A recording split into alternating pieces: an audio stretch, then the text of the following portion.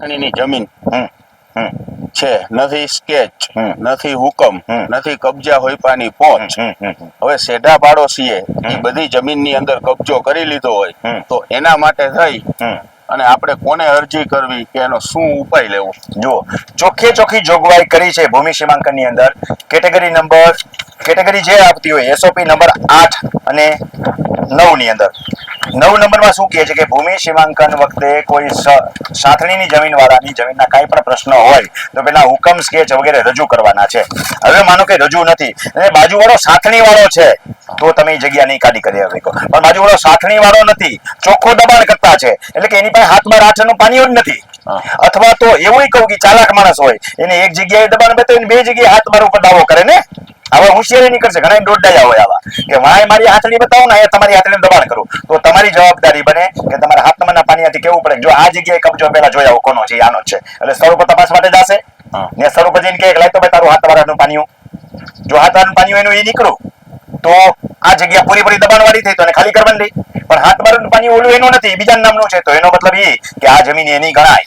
આપણું પાણીયું છે 7/12 નું, તમારું પાણીયું છે, પણ તમારે સામે સાબિતી કરવું પડે કે ઓલો જે બેઠો છે એ પેલા તો હાજરીદાર છે કે નહીં, એટલે કે એની પાસે ડોક્યુમેન્ટ છે. જો એ ડોક્યુમેન્ટ કાંઈ ના હોય તો એને જવું પડે. બરાબર. પણ એનું હાથ બરાબરનું પાણીયું છે તો એને એ પાછો ડબલ નથી ગણાવતો ને. ઘણા આવા છે હાથડીદારો, ઘણા આવા છે કે મૂળ જગ્યાએ છે ને બીજે છે ને બે મારા છે એમ કહે છે. તમે નહીં કહી શકો, બાપ દાદા સર્વે નંબર વાળો નહીં કહીએ કે આ મારી 96 નંબર આયા જ આવે એટલે આયા જ આવે, હું બાજુ ન કહ્યું મારું બાજુ. હાથડીદારમાં થાય ગમે ને બે જગ્યાએ બેઠો એટલે બે જગ્યાએ દાવો કરતો તમારે સાબિત કરવો પડે કે આ ડબલ ગેમ રમે છે, બે જગ્યાના દાવા કરે છે. તો કયો કે સાહેબ આ જગ્યાએ માપો, આ એનું છે, તમારા ગામની જમીન છે, તમને તો ખબર હોવી જોઈએ કે આ જગ્યા એની છે સાહેબ, જુઓ. તો એની એક જગ્યા છોડવી જ પડે, તો એની ઓલી જગ્યાએ જ છોડવી પડે. તમે કહો કે આ મારી છે તો એ થઈ, અથવા તો એનો કેસ હાલે. એક જગ્યાએ એને છોડવી જ પડે, પણ એ હાથણીદાર છે, બરાબર સમજો. અને એની જગ્યાએ દબાણ તમે સાબિત નથી, તમારે કહેવું પડશે. એ લોકો તપાસ નહીં કરીએ કે સરકાર કેવી રીતે નક્કી કરશે, એમએમસી કોર્ટ કેવી રીતે નક્કી કરશે, એ કેમ ગોતવા જાય? તમારે કેવું પડશે ને.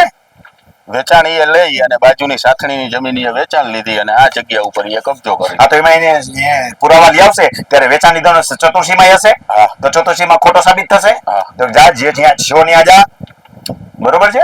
તો એ માટે તમે આ ભૂમિ સીમાંકનમાં આ નક્કી કરવાનું માત્ર જિલ્લા સમિતિને જ છે, કલેક્ટરની અધ્યક્ષતા વાળી. એટલે જે ગ્રામ્ય સમિતિ મેં સમજાવી એમાં જવાન થતું નથી. જિલ્લા સમિતિ, મુખ્ય સમિતિ મેં પહેલા વિડીયોમાં પહેલી સમિતિ જે સમજાવી એમાં તમારે વાંધા અરજી અત્યારથી નાખી જ દો. ઓકે, થેન્ક યુ સાહેબ. કઈ રીતે નાખવું સમજાવી દો.